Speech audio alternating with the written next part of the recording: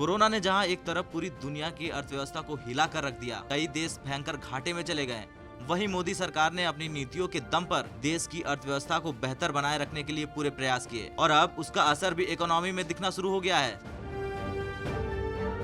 जी हाँ, मोदी सरकार की नीतियों का ही असर है कि भारत का विदेशी मुद्रा भंडार रूस को पीछे छोड़ते हुए दुनिया का चौथा सबसे बड़ा बन गया है।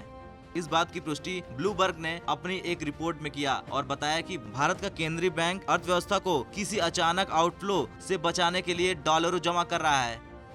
दोनों देशों के भंडार इस साल महीनों तक तेज बढ़ोतरी करने के बाद अब अस्थिर हो गए हैं। भारत आगे बढ़ गया है क्योंकि रूसी होल्डिंग्स में हाल के हफ्तों के दौरान तेज दर पर गिरावट आई है। भारतीय रिजर्व बैंक ने जानकारी देते हुए बताया कि भारत की विदेशी मुद्रा होल्डिंग्स 5 मार्च को 4.3 अरब डॉलर की गिरावट के साथ 580.3 अरब डॉलर पर पहुंच गई है। यही वजह है कि रूस का 580.1 अरब डॉलर का भंडार पीछे रह गया। इस मामले में चीन सबसे आगे है क्योंकि चीन के पास सबसे ज्यादा भंडार है, जिसके बाद जापान और स्विट्जरलैंड का नंबर आता है। भारत का भंडार जो 18 महीनों का आयात कवर करने के लिए पर्याप्त है। करंट अकाउंट सरप्लस क्षेत्रीय शेयर बाजार में बढ़ते इनफ्लो और प्रत्यक्ष विदेशी निवेश के कारण आगे बढ़ा है। तो वहीं एक्सपर्ट बता रहे हैं कि मजबूत भंडार से विदेशी निवेशकों और क्रेडिट रेटिंग कंपनियों को ये उम्मीद मिलती है कि सरकार घटते फिजिकल आउटलुक और अर्थव्यवस्था के 4 दशकों में पहले एक साल के संकुचन की ओर बढ़ने के बावजूद अपने कर्ज को लेकर वादे को पूरा कर सकती है। आपको बता दें कि विदेशी मुद्रा भंडार किसी भी देश के केंद्रीय बैंक द्वारा रखी गई धनराशि है ताकि जरूरत पड़ने पर वो अपनी देनदारियों का भुगतान कर सके।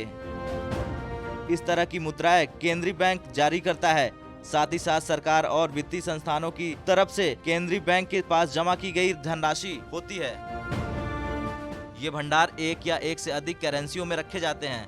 ज्यादातर डॉलर और कुछ हद तक यूरो में विदेशी करेंसी भंडार में शामिल होता है। विदेशी मुद्रा भंडार को फॉरेक्स रिजर्व या फिर एफएक्स रिजर्व भी कहा जाता है। खैर, कोरोना संकट के बीच विदेशी मुद्रा भंडार में बढ़ोतरी मोदी सरकार की बड़ी उपलब्धि है।